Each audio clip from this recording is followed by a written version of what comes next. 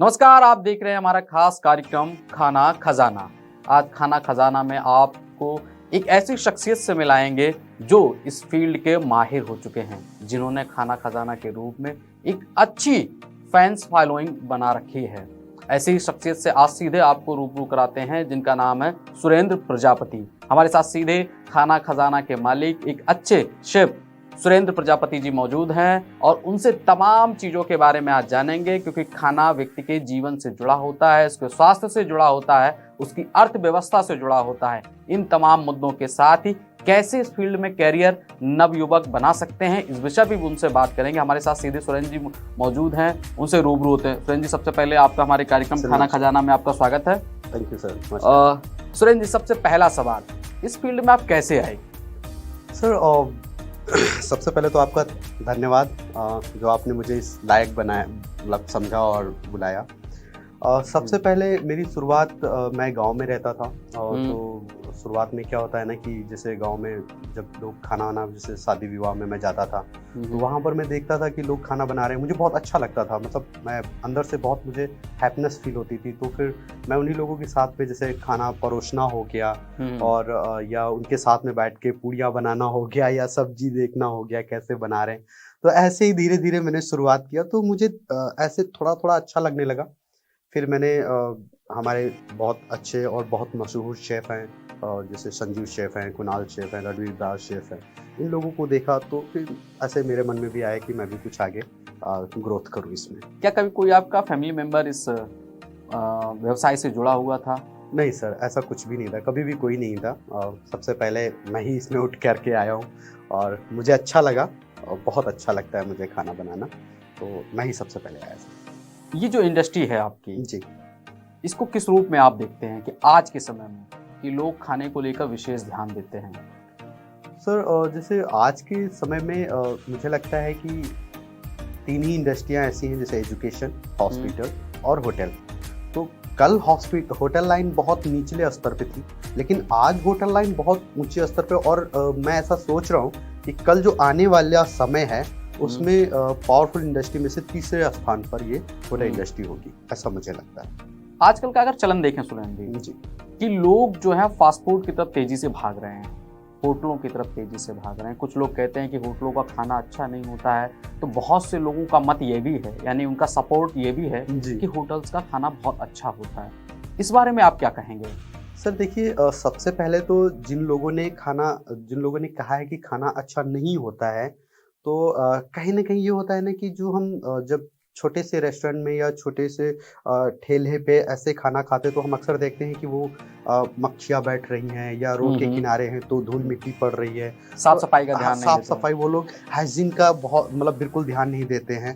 और जो हम लोग जहाँ पर काम करते हैं वहाँ पर हर चीज़ का, छोटी-छोटी चीज़ों की बारीकी देखी जाती है। जैसे हर 45 मिनट पे हम लोगों को हाथ धुलना होता है और हम लोग काम करते-करते अपने ड्रेस को नहीं छू सकते हैं, अपने एप्रन को नहीं टच कर सकते हैं, सर पे हाथ नहीं लगा सकते। तो इन सारी चीज़ों को हम लोगों को देखना होता है। तो अब जो आज का बहुत सी सावधानियां बरतनी जी बिल्कुल सर। तो जो आज का टाइम चल रहा है वो ये कहता है कि आज जो होटल इंडस्ट्री खाना दे रही है वो सबसे बेहतर है कल की अपेक्षा। अच्छा, होटल इंडस्ट्री में जो खास कर देता है खाने के प्रोडक्ट, जी, चाहे वो खाने में मैदा हो या फिर तेल हो, इनका विशेष लोग ध्यान रखते हैं।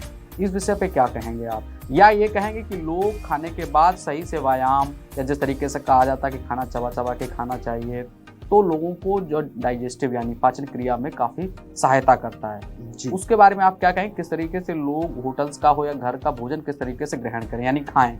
जी।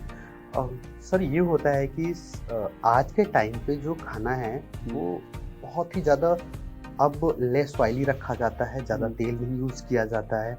और जो मैदा है वो तो अब बहुत नाम मात्रा, उसके साथ में हम लोग कुछ ऐसा ऐड करते हैं कि ताकि उसका जो वो पहले जो खराब कर रहा था शरीर को, अब वो वैसा नहीं करता। साथ में जैसे जब हम लोग खाना कोई चीज़ बना रहे हैं, जैसे आप ले लीजिए कि जो हम लोगों का वेस्टेज होता है उसको, जैसे आपका गोभी का डंठल हो गया या उसके पत्तल हो गए या धनिया की जड़ हो गई या ब्रोकली की जड़ हो गई, ये जो होते हैं इनको हम लोग अच्छे से धुल करके फिर उसके बाद इसको बॉयल करके इसका जो एक्चुअल स्टॉक हम लोग बनाते हैं, जो पानी इकट्ठा होता है उसका स्टॉक बना करके फिर उससे हम लोग खाने की कुकिंग करते हैं। तो वो शरीर को अब फायदा करता है पहले की अपेक्षा। बहुत बढ़िया जी। सुरेंद्र जी, एक खास बात और जानना चाहेंगे। जो अगर देखा जाए किचन के लिए एक शब्द का प्रयोग होता है सीसीपी, ये क्या है? सर ये बहुत ही महत्वपूर्ण टॉपिक है और बहुत ही इम्पोर्टेंट टॉपिक है। अक्सर ये सुनने में आता जी है, सर। इसके बारे में हमारे दर्शक भी जानना चाहेंगे, उनके जी, अंदर भी बिल्कुल। जिज्ञासा होगी। सीसीपी क्या है? सर सीसीपी का जो फुल फॉर्म होता है वो होता है क्रिटिकल कंट्रोल पॉइंट। जी। तो क्रिटिकल कंट्रोल पॉइंट के अंदर ये होता है कि जैसे आप जो कुकिंग कर रहे हैं, अभी तक मेडिकल इंडस्ट्री में होता था कि क्रिटिकल केयर यूनिट, जी सर, लेकिन अब यहाँ सीसीपी नहीं सर, होटल भी जिस तरीके से स्वास्थ्य को लेकर के हम लोग कुकिंग करते हैं, वो होटल और हॉस्पिटल दोनों कहीं ना कहीं आपस में एच से ही शुरू होता है। राशियां मिलती रहती जी, हैं। तो ये होता है सर, सीसीपी का जो फुल फॉर्म है वो क्रिटिकल कंट्रोल पॉइंट है जी। और जब हम लोग कुकिंग करते हैं तो कुकिंग का जो मेन टेम्परेचर होता है, जो हमें सर्व करना होता है, वो तो है 75%। जी, मतलब 75 टेम्परेचर होता है जिसपे हम कुकिंग सर्व करते हैं। देन जब हम लोग बुफे में खाना लगाते हैं तो वो होता है 60। और जब हम लोग जैसे इसको जब हम लोग तैयार कर रहे होते हैं तो जब 75 चेक करना होता है तो इसको हम मैक्सिमम 30 सेकंड में चेक कर लेते हैं। लेकिन अगर इसी खाने को हमें रखना हो, ठीक है, तो रखने में और सर्व करने के जो बीच का जो उसको बोलते हैं क्रिटिकल कंट्रोल पॉइंट, मतलब 5 से लेकर के 60 के बीच का जो टेम्परेचर होता है वो बैक्टीरिया का टेम्परेचर होता है। वो खाना हम लोग सर्व नहीं करते हैं क्योंकि वो अक्सर बॉडी को डैमेज कर देता है। तो जब हम लोग कोई कुकिंग करते हैं तो वो जो खाना है वो कम से कम हम लोग 2 दिन तक, 2 से 2.5 दिन तक हम लोग रखते हैं, जिसकी जो टाइमिंग होती है, जो डेट डालते हैं वो डालते हैं जैसे कुकिंग हम कर रहे हैं इसी टाइम हमने डेट डाल दिया है कि ये अभी से कुक हुआ है और ये हम सिर्फ इसको एक बार और गर्म कर सकते हैं, दोबारा नहीं गर्म कर सकते। ठीक है, तो उसको हम जब रखते हैं फ्रीज में, नॉर्मल चिलर में, तो उसका जो टेम्परेचर होता है वो होता है 0 से 5। इस बीच में हम लोग उसको रखते हैं। और अगर इसी खाने को हमें डिप में रखना होता है तो डिप का जो टेम्परेचर होता है वो होता है -80, ताकि उसमें बर्फ लग जाए। लेकिन ऐसा नहीं कि उसमें बैक्टीरिया नहीं होते, उसमें बैक्टीरिया होते हैं, लेकिन बैक्टीरिया उस टाइम पे सो रहे होते हैं क्योंकि वो डिप में होते हैं। लेकिन जब उसे हम निकालते हैं तब वो हम उसको कुक करते हैं तो वो 75% उसका सीधा 75 टेम्परेचर लेकर जाते हैं। जब हम लोगों के यहाँ जो मतलब जैसे चिकन है या मटन है, जो चीजें आती हैं, उनका क्या किया जाता है कि उनके आने से और आपके डिप में रखने तक का जो टाइम होता है वो 50 मिनट होता है। 50 मिनट के अंदर आपको उधर से रिसीव करना है और इधर आपको अपनी डिप में रख देना है। इसके बीच का जो टाइम है उसको हम लोग क्रिटिकल कंट्रोल पॉइंट कहते हैं। कुकिंग और चिलर में रखने का जो पॉइंट होता है उसको हम लोग क्रिटिकल कंट्रोल पॉइंट कहते हैं। जैसे बैक्टीरिया इसमें जो सबसे मेन पॉइंट पर जो बैक्टीरिया होता है वो होता है 75, मतलब 35। तो ये 5 और 60 के बीच का जो पॉइंट है वो है 35 या 37। इसके बीच का जो टेम्परेचर है वो सबसे ज्यादा बैक्टीरिया वाला होता है। इस टाइम पे हम कभी भी गेस्ट को खाना नहीं सर्व कर सकते या कभी भी किसी भी गेस्ट को खाना खाने नहीं देते।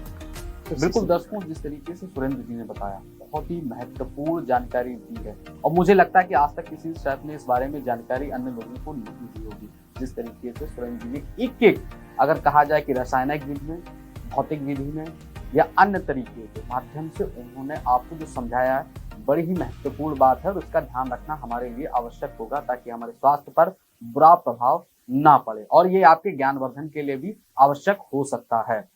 सुरेंद्र जी, एक चीज और जानना चाहेंगे, जब आप कुकिंग करते हैं जी, तो उस समय किन किन बातों का ध्यान रखते हैं ताकि जो लोग वहाँ खाना खाने आते हैं उनके स्वास्थ्य पर किसी प्रकार का बुरा असर ना पड़े? ये तो एक पहलू है। दूसरा, लोग खाने में स्वाद बहुत पसंद करते हैं क्योंकि होटल्स में अलग अलग जगह के लोग आते हैं, भारत के कई कोनों से लोग आते हैं और सबका अलग अलग पारंपरिक भोजन होता है। तो ऐसे में कैसे लोगों को मैनेज करते हैं कि उनका जो भोजन है वो उन्हें पसंद आए आपके द्वारा बना हुआ? जी बिल्कुल सर, जैसे आपने कहा ना कि बाहर से भी लोग अब लखनऊ आते हैं या खाना खाते हैं, तो जब अपने यहाँ लखनऊ की एक चीज सबसे ज्यादा पसंद है, खाने में चिकन और पहनने में भी चिकन दोनों में चिकन ही आता है।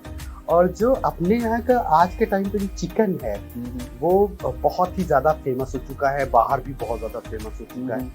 तो इसको जब हम लोग बनाते हैं तो अब बात आती है बनाने के ऊपर। जब हम लोग कुकिंग करते हैं या खाना बनाते हैं तो सबसे बड़ी बात आती है कि ये हम लोग एक सेवा भाव, मतलब पैसा तो मिलता ही है हम लोगों को, लेकिन इसको बनाने के लिए जो एक मन में एक उत्साह होता है उसका होना बहुत ज़रूरी है कि हम कुकिंग कर रहे हैं या हमारा बनाया हुआ खाना लोग पसंद कर रहे हैं।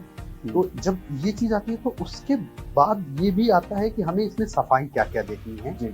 तो जो हमें कुकिंग करते हुए जो सफाइयाँ देखनी, जैसे आपकी नाइफ बिल्कुल साफ होनी चाहिए, आपको चॉपिंग बोर्ड बिल्कुल क्लीन होना चाहिए, आपने चॉपिंग बोर्ड के नीचे डस्टर लगाया है या नहीं लगाया है, कहीं ऐसा नहीं कुकिंग करते हुए आपका चॉपिंग बोर्ड इधर उधर हिल रहा है, या आपने जैसे प्याज लिया, प्याज को कट किया, तो ऐसा नहीं कि उसका कट करने का जो छिकला होता है वो हम वहीं पे रख रखे, नहीं, हमने जैसे ही प्याज को कट किया उसका छिकला उतारा, तुरंत उसको साइड में किया, मतलब डस्टबिन में डाला, उसके बाद हम फिर प्याज की कटिंग करते हैं, उसको अच्छे से धुलते हैं, फिर उसको टिश्यू से सुखाते हैं या एक डस्टर, साफ डस्टर होता है जिससे उसे उसका पानी सुखा लेते हैं, फिर उसकी कटिंग करते हैं। और जो कटिंग जिस बेस में होती है उसको उसी तरीके से काटते हैं, जैसे जूलियन कटिंग या डायमंड कटिंग या जो भी होता है उस तरीके से, बिल्कुल उसी तरीके से कटिंग करके जब हम कुकिंग करते हैं तो वो उसी तरीके से होता है, मतलब जैसा जेन्युइन जो बनता है, जैसे आप यहाँ खाएं या कहीं पर भी खाएं वो टेस्ट वैसा ही मिलेगा, लेकिन तब जब शेफ उसको उस खाने को बनाने के लिए उत्साहित होता है या मन में खुशी महसूस करता है, मुझे ऐसा लगता है। एक चीज महत्वपूर्ण और आपने भी सुना होगा, आप लंबे समय से इस इंडस्ट्री में जुड़े हैं, लाखों फ्रेंड हैं जो आपके कहा जाए कि बहुत ही वीडियो पसंद करते हैं जी। सोशल मीडिया पे आपको लाखों में, अगर ना कहूँ मैं कहूँ मिलियन में आपके फॉलोअर्स हैं, लोग आपको देखना पसंद करते हैं। एक चीज और है, शहरों के नाम पर भोजन के नाम है, जैसे लखनवी चिकन, मुरादाबादी बिरयानी, हैदराबादी बिरयानी, ऐसी और भी व्यंजन होंगे जिनके नाम होंगे जो आप बनाते हैं, उनके बारे में भी हमारे दर्शक जानना चाह रहे हैं। सर जैसे कि जब कोई रेसिपी किसी शहर के ऊपर रखी जाती है तो उस शहर की बारीकियां भी ध्यान दी जाती हैं कि वो आखिर उनके नाम पे क्यों रखी गई हैं। जैसे एक रेसिपी है बनारसी दम आलू। बनारसी दम आलू जब बनाया गया होगा पहली बार, ऐसा मैं सोचता हूँ जी, तो जैसे गंगा जी का किनारा हो और गंगा जी के किनारे में जो रेत होती है उसमें जब आलू की बुआई होती है, उसके बाद जब वो आलू तैयार होता है, फिर जब उसकी तैयारी करके जब हम लोग उसको बनाते हैं, एक अलग मिठास होती है, एक अलग स्वाद होता है, और वो स्वाद बनाने वाला या खाने वाला ही बता सकता है, ऐसा मुझे लगता है। अच्छा, आप लखनऊ में हैं जी, लखनऊ की ऐसी कौन सी फेमस चीज है जो बाहर से आने वाले लोग, इंडिया के कोने कोने से लोग आते हैं, इसके साथ ही विदेश से लोग आते हैं जी, वो खाने को मांगते हैं, ऐसी लखनऊ की कौन सी फेमस चीज है?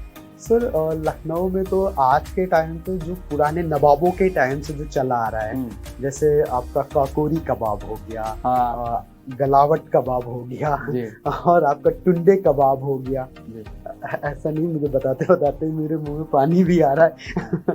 तो ये जो कबाब हैं ये आज के टाइम पे बहुत फेमस हो चुके हैं और ये मतलब बहुत अच्छे भी लगते हैं, मतलब जितना फेमस हुए हैं इनको थोड़ा समय नहीं, बहुत लंबा टाइम लगा है अपने घर से निकल के दूसरे के घर तक जाने में, ऐसा मुझे लगता है। तो ये जो रेसिपी है ना, इनको बनाने में और इनके जो मसाले होते हैं वो बहुत मायने रखते हैं, हर एक पॉइंट इसमें देखने वाला होता है। मसालों की बात कर रहे हैं जी, तो ऐसे तमाम मसाले हैं जो लोगों को जानकारी नहीं होती है, खाने में उनका प्रयोग कर लेते हैं और वो स्वास्थ्य के लिए एक तरीके से नुकसानदायक भी होते हैं। अगर दूसरी तरफ भी देखा जाए कि मसाले स्वास्थ्य के लिए लाभकारी भी होते हैं, इसीलिए सब्जियों में प्रयोग किए जाते हैं। तो ऐसी कौन कौन सी चीज़ों का ध्यान रखना चाहिए व्यक्तियों को? जैसे अगर आप वेजिटेरियन की बात करें, नॉन वेजिटेरियन यानी कि शाकाहारी और मांसाहारी की बात करें, तो किन किन मसालों का भी लोगों को ध्यान रखना चाहिए, चाहे आम दर्शक हो या खुद वो लोग जो होटल इंडस्ट्री में काम करते हैं? बिल्कुल सर, जैसे आपने मसाले की बात कही है, तो ज़्यादातर हम लोग जो देखते हैं कि जब कोई चीज़ बनाते हैं तो एक मसाला हम लोग स्वयं खुद का बनाते हैं, जैसे गरम मसाला हम लोग खुद का बनाते हैं या चिकन मसाला खुद का बनाते हैं, चाट मसाला खुद का बनाते हैं। तो जैसे गरम मसाला हम लोग बनाते हैं तो गरम मसाले का जो बेस है वो जैसे लौंग हो गया, इलायची हो गया, बड़ी इलायची हो गया, तेज पत्ता हो गया, जावित्री हो गया, दालचीनी हो गया, और आपका पत्थर का फूल हो गया, पान की जड़ हो गया, खसखस की जड़ हो गया। इन सारी चीज़ों को मतलब जब हम इकट्ठा करते हैं तो मसाले तो पूर्वजों से हम लोग सुनते आ रहे हैं कि जो मसाले हैं जैसे तेज पत्ता है या खांसी हो गई तो हल्दी चूस लो, या अजवाइन है, अजवाइन मेथी है। है, तो तमाम चीजें। हाँ, इन सारी चीज़ों को हम लोगों को शुरुआत से ही बताएगा। तो जो गरम मसाला है ना, इन सबका मिश्रण है। अब जब कुकिंग करते हैं तो इस मसाले में और मार्केट के मसाले में बड़ा फ़र्क होता है। अगर जो शेफ़ होता है इन्हीं चीज़ों का विशेष तौर पे ध्यान देते हैं हम लोग। जैसे जब हम लोग कुकिंग कर रहे हैं तो जैसे गरम मसाला है, तो अगर हम लोग जो खुद का बनाया हुआ गरम मसाला है अगर वो हम आधा चम्मच यूज़ कर रहे हैं, तो मार्केट का बनाया हुआ मसाला हम लोग 1 चम्मच यूज़ कर रहे हैं, और उसमें भी फ्लेवर या टेस्ट नहीं आता है। तो मैं ज़्यादातर ये कहूँगा कि जो लोग मसाले बनाते हैं या जो शेफ़ हैं वो ज़्यादातर अपने मसाले खुद के बनाएं, और जो लोग घर में बना रहे हैं, जो लोग घर में यूज़ करना चाहते हैं, वो भी ज़्यादातर घर के मसाले, खड़े मसाले यूज़ करें, ताकि ना कि बाहर के मसाले यूज़ करें। इससे आपकी फ़िटनेस और स्वास्थ्य का बहुत ज़्यादा फ़ायदा होगा, ऐसा मुझे लगता है। सुरेंद्र जी, जी सर। खाने के बाद लोग चाय की चुस्कियां लेना बहुत पसंद करते हैं।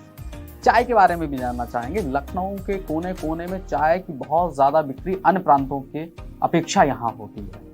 चाय के बारे में क्या सोचते हैं कि खाने के बाद अक्सर लोग देखा गया है कि चाय ज़रूर पसंद करते हैं? सर, मेरा जो लखनऊ है ना, वो बहुत ही अलग हो गया है आज के टाइम पे। खाने के मामले में ना इतनी बारीकियाँ और उसमें इम्प्रूव भी करते हैं हम लोग, उसमें इम्प्रूव भी करने की बहुत ज़्यादा कोशिश करते हैं। जैसे चाय के बारे में, जो चाय का इतिहास है, ऐसा मैंने सुना है कि जो चाय है ना, वो एक राजा हुआ करते थे चाइना में।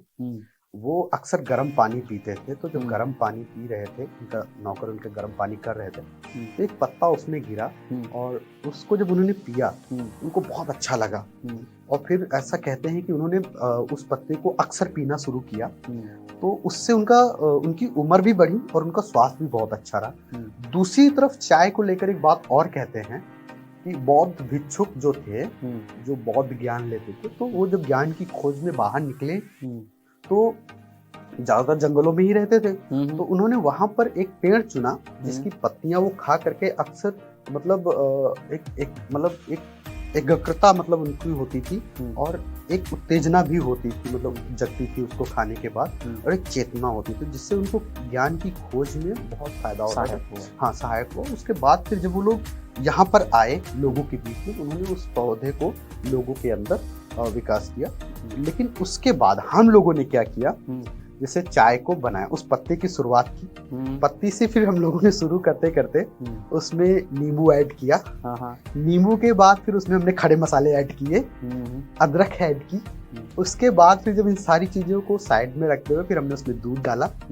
तो जो चाय बनाने का आज का टाइम का जो एक्चुअल तरीका है, वो ये होना चाहिए कि आप दूध पहले गर्म कर लीजिए, बिल्कुल बॉयल आ जाए, फिर चाय बनाएं। तो चाय में आप चाय पत्ती और अदरक डालने के बाद नींबू वो चीनी डाल के एक बॉयल आने के बाद दूध मिला के बस छान के उसे दे देना चाहिए, ना कि दूध और चाय को एक में पकाना चाहिए। ये स्वास्थ्य के लिए बहुत नुकसानदायक है। बहुत महत्वपूर्ण जानकारी दे रहे हैं सुरेंद्र जी। दर्शकों बड़े ध्यान से सुनिएगा। और सुरेंद्र जी आप कंटिन्यू रखें। जी सर। तो जब इसको हम लोग जब इस तरीके से चाय को बनाते हैं, तो चाय हमारे स्वास्थ्य के लिए बहुत फायदेमंद होती है। और या तो फिर कोशिश करें कि आप काली चाय पिएं, अगर स्वास्थ्य के लेकर के आप अपनी हेल्थ को लेकर ध्यान दे रहे हैं। अगर आप बहुत ज़्यादा उसमें कुछ यूज़ करना चाहते हो तो नींबू यूज़ कर लीजिए, ऊपर से 1 चम्मच शहद यूज़ कर लीजिए, और आपके स्वास्थ्य के लिए बिल्कुल फायदा ही फायदा है सर। सुरेंद्र जी, नींबू के लिए भी कहते हैं क्योंकि एसिटिक एसिड होता है, लोग अत्यधिक मात्रा में उसका उपयोग करते हैं, तो ऐसे में जो है पाचन क्रिया भी उनकी प्रभावित होती है। दूसरा लूज मोशन जो उन्हें कहा जाए वो भी हो जाता है।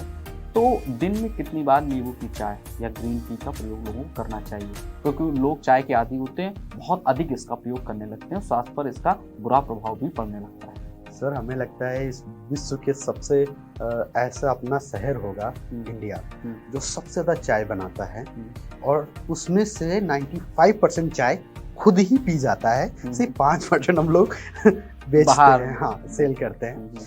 तो अब इसमें क्या होता है कि जो आपने कहा कि कितने टाइम पीना चाहिए, सबसे इम्पोर्टेंट क्वेश्चन यही है कि जैसे आप चाय आपने तैयार की, तो आपको एक टाइम चाहिए सुबह का, और वो टाइम जो सुबह वाला है वो आपको खाली पेट लेना होता है, ताकि आपके बॉडी में जो भी बैक्टीरिया हैं, जो खतरनाक बैक्टीरिया हैं, वो आपकी बॉडी से बाहर चले जाए। क्योंकि आपको हम इसमें साथ में एक चीज़ और बताते हैं जो बहुत इंपॉर्टेंट, शायद हमारे दर्शकों को बहुत पसंद आएगी। आप जब खाना खाते हैं तो उसके बाद आपको एक गिलास गर्म पानी पीना चाहिए। वो इसलिए ताकि जो आपने जो भी ऑयल या जो भी बैक्टीरिया वाली चीज़ें, जो फैटी चीज़ें आपने खाई हैं, वो आप जब गर्म पानी लेते हैं तो आपका सब पूरी तरीके से क्लीन हो जाता है पेट। अगर आपने ठंडा पानी ऊपर से पिया तो आपने अक्सर एक कढ़ाइया में आप थोड़ा सा तेल डालिए, उसके बाद अगर आप ठंडा पानी डालते हैं तो पूरी तरीके से वो चिपक जाता है कढ़ाई में। लेकिन अगर आप गर्म पानी डालते हैं और नींबू के साथ में डाल दीजिए तो जितना आपका जो ऑयल होता है वो ऊपर आ जाता है, ताकि वो पेट को जो क्लीनिंग है वो अच्छे से हो जाती है। नहीं तो जो इधर इधर फैट बढ़ता है, वो यही रीज़न है कि हम ठंडा पानी पीते हैं और वो ऑयल हमारे इधर उधर साइड में चिपकते चिपकते फिर हमारा फैट बढ़ जाता है। सुरेंद्र जी, एक महत्वपूर्ण जानकारी लेना चाहेंगे। जी सर। आप किस डिपार्टमेंट में काम करते हैं अपने होटल में? सर मैं तो तंदूर से हूँ, मैं तंदूर शेफ़ हूँ जी।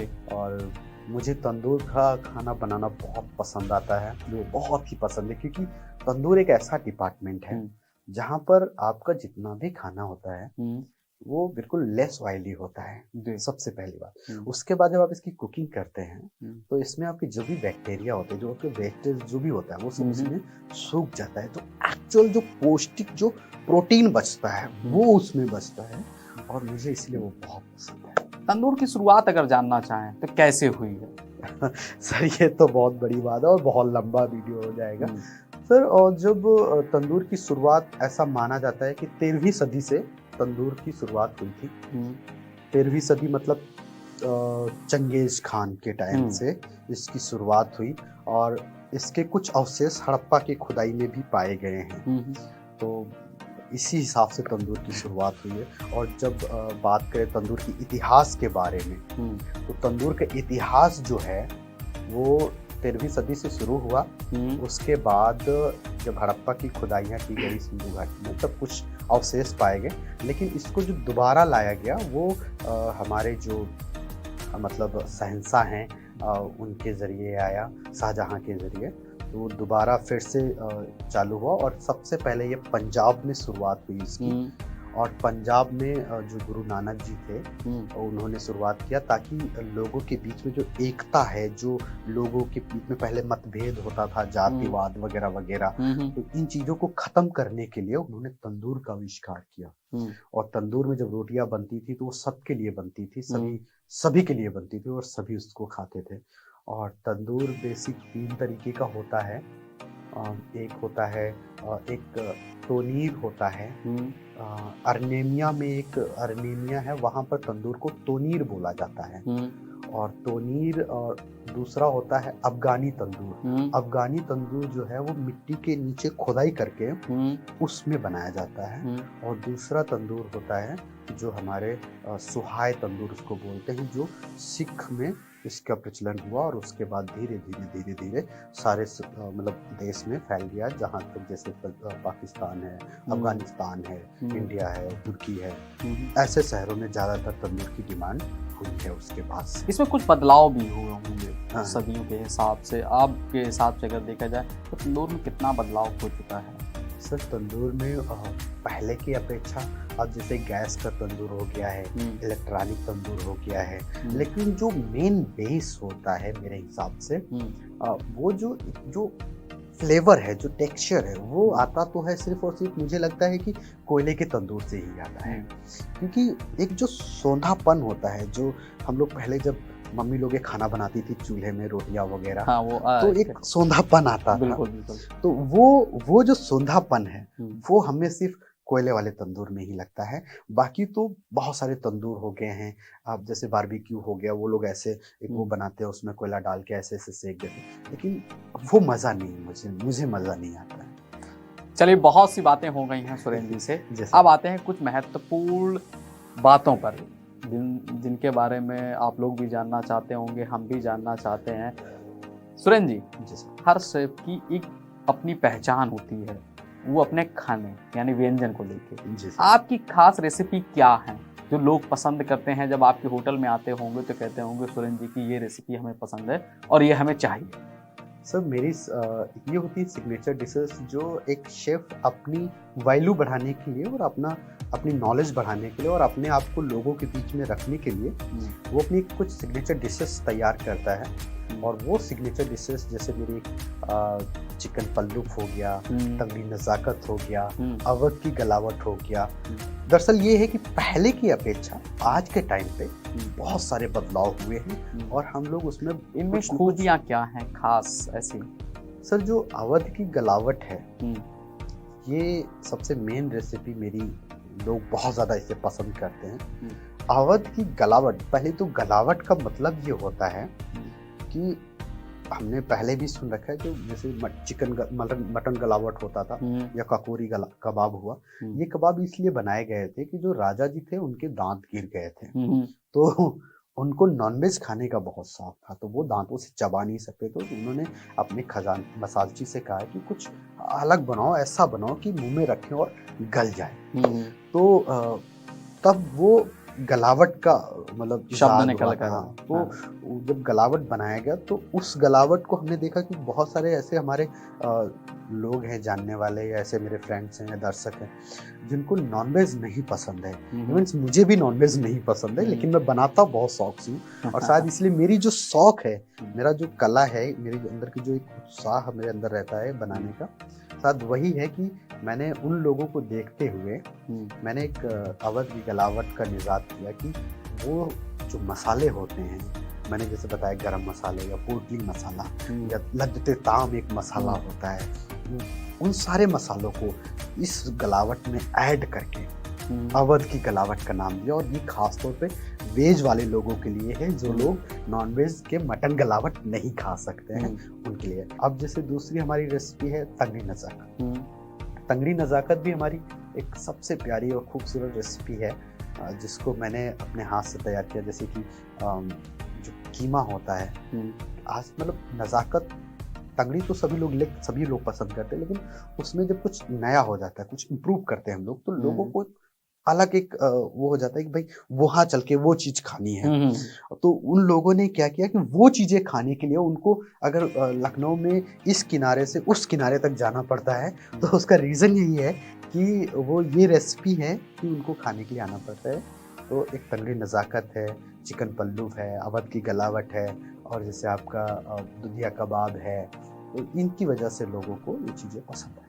बिल्कुल दर्शकों, जब भी आपको ये रेसिपी खाने का मन हो तो सुरेंद्र जी से संपर्क जरूर करिएगा और उनके द्वारा बनाए हुए लजीज व्यंजनों का आप लोग लुत्फ उठाइएगा।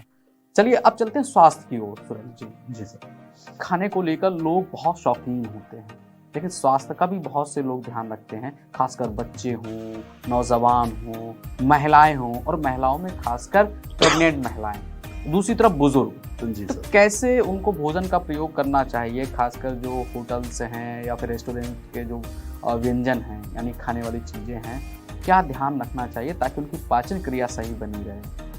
क्या क्या उनको ऐसी एहतियात बरतनी चाहिए? सबसे इम्पोर्टेंट क्वेश्चन जो आपने पूछ लिया है, जो शायद हमने या हमारे लेजेंड शेफ लोगों ने भी नहीं सोचा होगा, गर्भवती महिलाएं, उन लोगों के बारे में तो हम लोगों ने कभी सोचा ही नहीं कि जब वो लोग ऐसी पीड़ा में होती हैं या ऐसी सिचुएशन में होती हैं तो उनकी जो एनर्जी है वो वीक हो रही होती है, तो उनको क्या खाना चाहिए। मुझे लगता है सारे पूरे इंटरव्यू का जो मेन श्रेय है वो यहाँ पर आकर के रुक जाता है और ये सबसे खूबसूरत टॉपिक है। तो मुझे लगता है कि उन लोगों के लिए जो सबसे ज़रूरी है कि सबसे पहले तो उन लोगों को घर में रहना चाहिए और कोशिश करना चाहिए कि जैसे मैंने बताया भी कि जैसे जब उनके घर में जो भी सब्जियां तैयार होती हैं या उनके फैमिली में कोई मार्केट जा रहा है तो जैसे बथुआ ले आए, पालक ले आए या मतलब जो भी वेस्टेज चीज़ें होती हैं जिनको ज़्यादातर लोग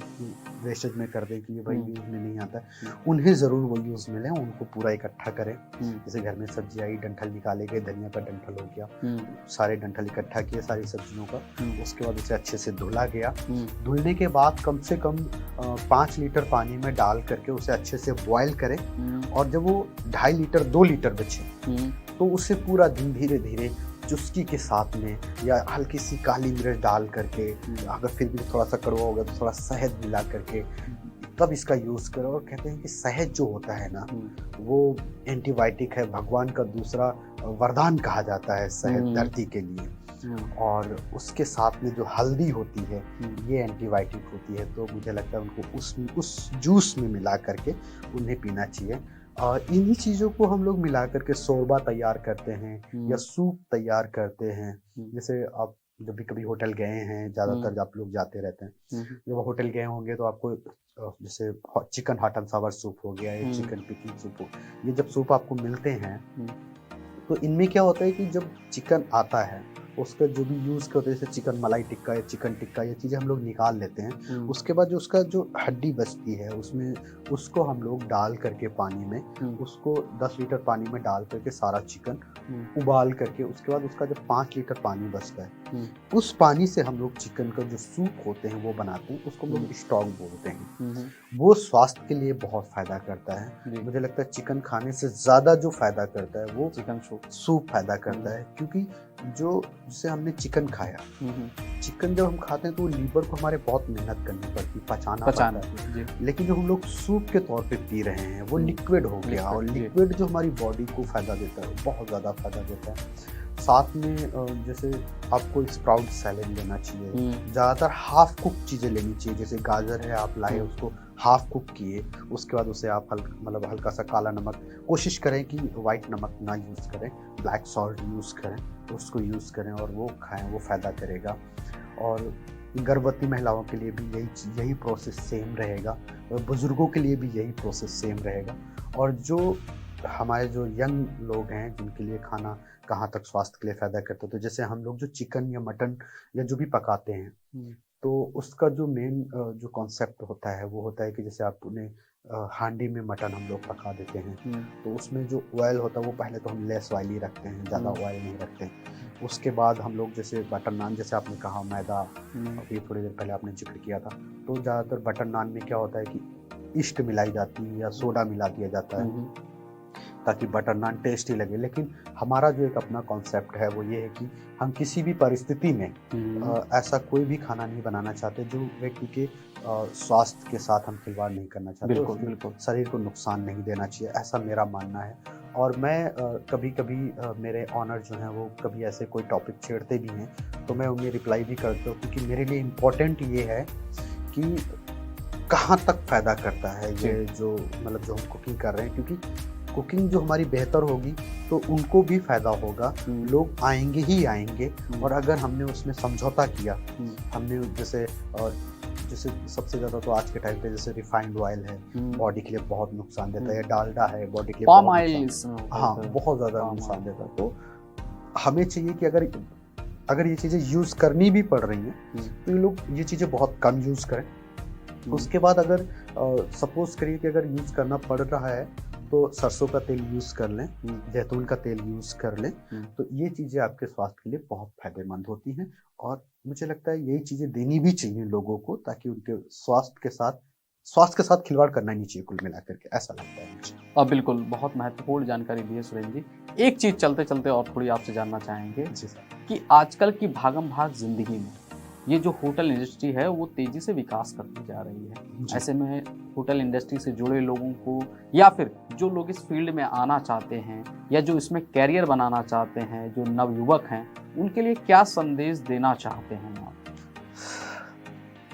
सर, ये जो टॉपिक है कि जो नवयुवक हैं जो इंडस्ट्री में आना चाहते हैं, ये बहुत ही बड़ा टॉपिक है। मैंने इस चीज़ को अपने गांव में और ख़ुद के ऊपर भी मैंने देखा है। जब मैंने HM किया था तो मेरे जो साथ के मेरे फ्रेंड थे वो अक्सर कहते थे कि तुम जूठे बर्तन उठा रहे हो, कोई फ्यूचर नहीं है। लोगों को बताने में शर्म आती थी कि हम होटल लाइन से हैं।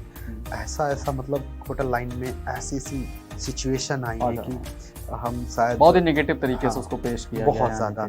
और गांव में लोगों ने ऐसे बोला है कि अगर हम पूरी कहानी अगर हम सुनाएं तो शायद मुझे रोना आ जाएगा, क्योंकि बहुत ही प्रॉब्लम रही है हम लोगों के लिए। लेकिन हमारे जो लेजेंड रहे, जैसे संजीव कपूर हैं, संजीव शेफ हैं, हमारे रणबीर ब्रार हैं, कुणाल शेफ हैं, विकी रत्नानी शेफ हैं, इन लोगों ने जो इंडस्ट्री को नीचे से उठा करके आज जहाँ पर रखा है, आज हम लोग शेफ हैं। पहले हम लोगों को मसालची, कुक, उस्ताद हम्म, या रसोइया, खानसामा। हाँ, ऐसा बोला जाता था। आज आज जब हम लोगों को ये सुनने में आता है शेफ़ हैं हम, हम्म, तो शेफ़ नाम सुनते ही एक अलग एनर्जी आ जाती है और एक अलग मतलब एक मतलब जोश आ जाता है कि हम शेफ़ हैं और आज एक सम्मान मिलता है हम लोगों की इंडस्ट्री में। लोग एक अच्छी नज़र से देखते हैं। अब अगर कोई एमडी बुलाता है हम लोगों को तो बोलता है शेफ़ को बुला लाओ, या कोई गेस्ट बुलाता है तो बोलता है अपने शेफ़ से मिलवाओ। अब हम लोगों को पहले के टाइम था तो अब सम्मान जो हाँ, है एक सम्मान मिलता है जी। और वो अच्छा लगता है। तो हम थैंक्स कहेंगे कि हमारे जो लेजेंड रहे हैं उनको बहुत-बहुत धन्यवाद कि हम लोगों को यहाँ पर लाए हैं और जो लोग इस इंडस्ट्री में काम कर रहे हैं उन लोगों के लिए मैं ये कहूँगा कि अभी भी मैंने कुछ समय पहले, आज से 2-4 साल पहले, 10 साल पहले मैंने देखा है कि जो शेफ़ लोग थे वो जो अपने कौमी लेवल के जो लोग होते हैं, जो नए बच्चे आते हैं, जो ट्रेनी आते हैं, उनके ऊपर इतना प्रेशर डाल देते हैं। जैसे मैं जब इंडस्ट्री में था तो मुझे बताया गया था 8 से 9 घंटे ड्यूटी और मैं करता था 18 घंटे, 19 घंटे, 1 घंटा सोता था, 2 घंटे सोता था। पैरों में सूजन आ जाती थी, पैर जूते के अंदर जाते नहीं थे, जूता पहनना कंपल्सरी था। यहाँ तक रोने लगते थे हम लोग, मतलब बर्दाश्त नहीं कर पाते थे। लेकिन ये था कि एक जुनून था कि हमें कुछ करना है अपनी लाइफ में। तो इस तरीके से हमने उसमें हमेशा अपनी मेहनत उसमें मतलब झोंक रखी कि हमें कुछ करके ही दिखाना है, दर्द चाहे जो भी हो लेकिन कुछ करके दिखाना है।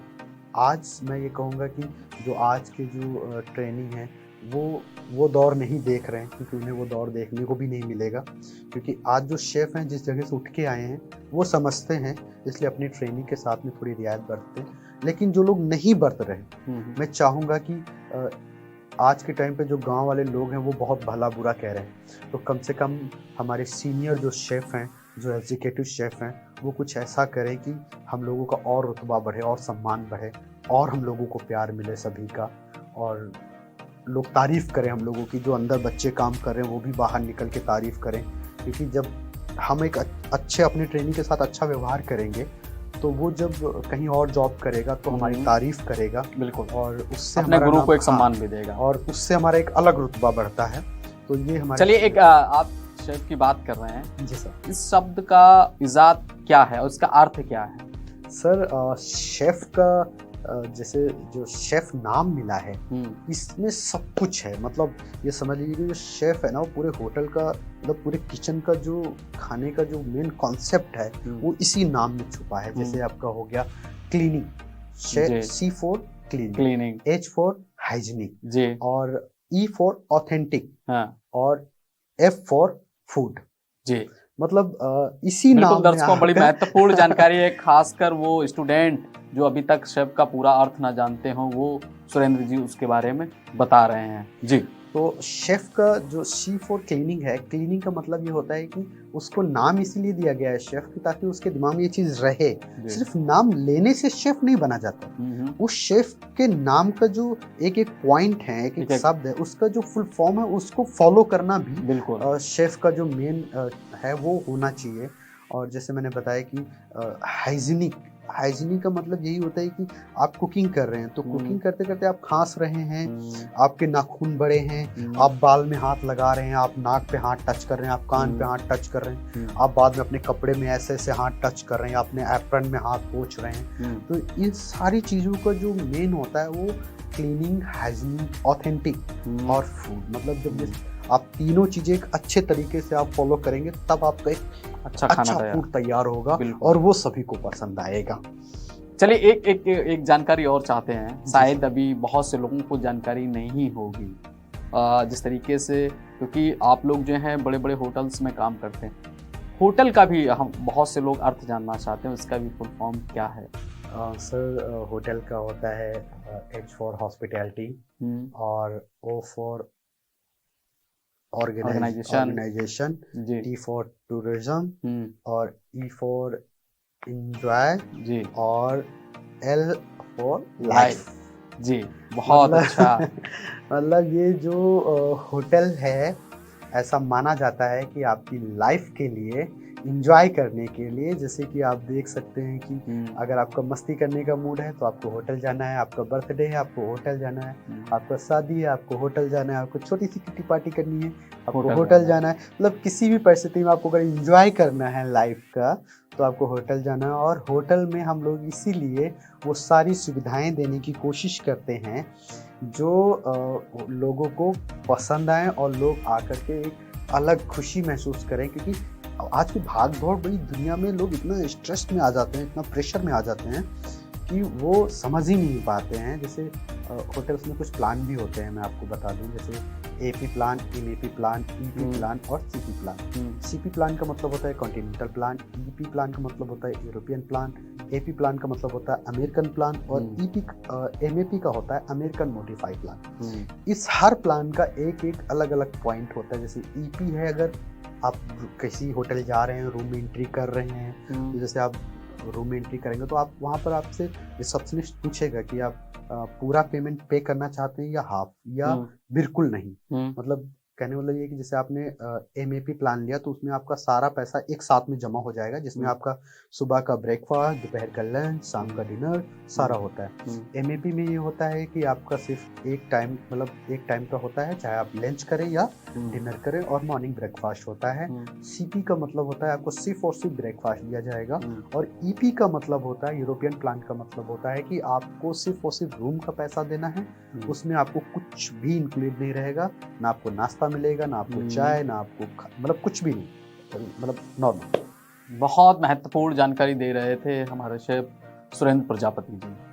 एक एक करके उन्होंने जो जानकारियां दी हैं, मैं समझता हूँ आज तक किसी भी शेफ ने इस बारे में कोई जानकारी नहीं दी होगी। बहुत सी जानकारियों को छुपाया भी होगा, लेकिन सुरेंद्र जी ने जिस तरीके से, खासकर अगर कहा जाए कि स्टूडेंट्स के लिए, आम लोगों के लिए, या कंपटीशन की जो तैयारियां स्टूडेंट कर रहे हैं उनके लिए बहुत महत्वपूर्ण है, और हम जैसे आम लोगों के लिए जिस तरीके से उन्होंने अपनी होटल प्लान बताए हैं ये बहुत महत्वपूर्ण है। मुझे लगता है शायद 95% लोगों को इस बारे में जानकारी नहीं होगी। वह भी हमारे लिए उन्होंने बताई है ताकि आम लोग इस बारे में जान सके, क्योंकि लोग अब होटल्स की तरफ तेजी से बढ़ रहे हैं। हमारे इस खास कार्यक्रम खाना खजाना में मौजूद थे मशहूर शेफ सुरेंद्र प्रजापति, जिन्होंने खाने के बारे में, स्वास्थ्य के बारे में, इसके साथ ही तमाम ऐसी जानकारियां दी हैं जिससे शायद आप लोग हमेशा अनभिज्ञ रहे हों। नई तमाम जानकारियों के साथ फिर आगे मिलेंगे एक नए शेफ के साथ। देखते रहिए हमारा खास कार्यक्रम।